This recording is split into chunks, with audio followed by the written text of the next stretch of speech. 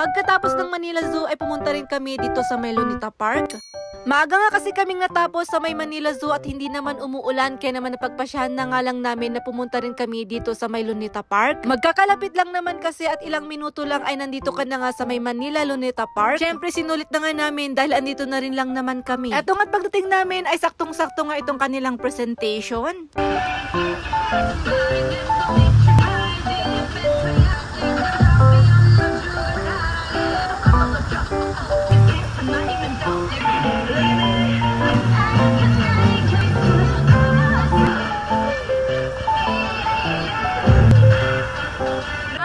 Copyright restriction o violation na naman ha, charis.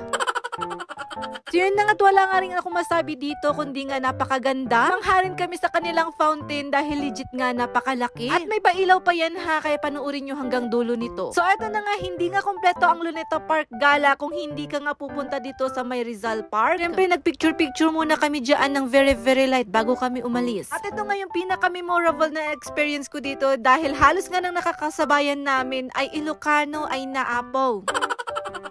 Naminuhan kami mailako ngamni ay damat gayam kakadwami nga Ilocano. Pero ayun, nag-enjoy naman kami dyan kahit nasaglitan lang dahil nga umalis din kami agad dahil nga padilim na. Pero syempre, hindi natin palalampasin ang magmerienda nga dito sa may Luneta Park para ma-experience mo kasjay. Ni ay naapo nagninamot dito ice cream da 40 pesos. 40? O diba nagina, pero syempre hindi ko rin pinalagpas nga natikman itong kanilang siomay. Baka may kaibang lasa ba? Ganon.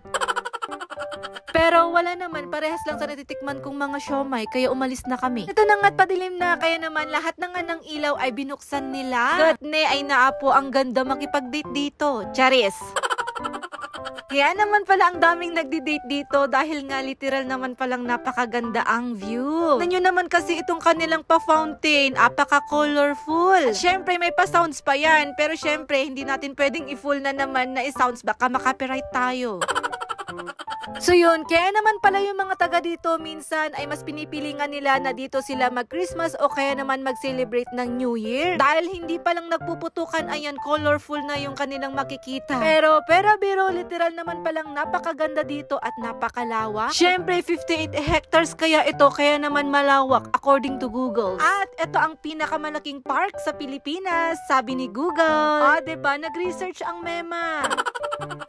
O siya, yan na nga lang muna ang ating mini vlog dito sa may Luneta Park at see you naman sa aming mini vlog sa my Ocean Park. And naman, thank you so much Lord. Thanks for watching.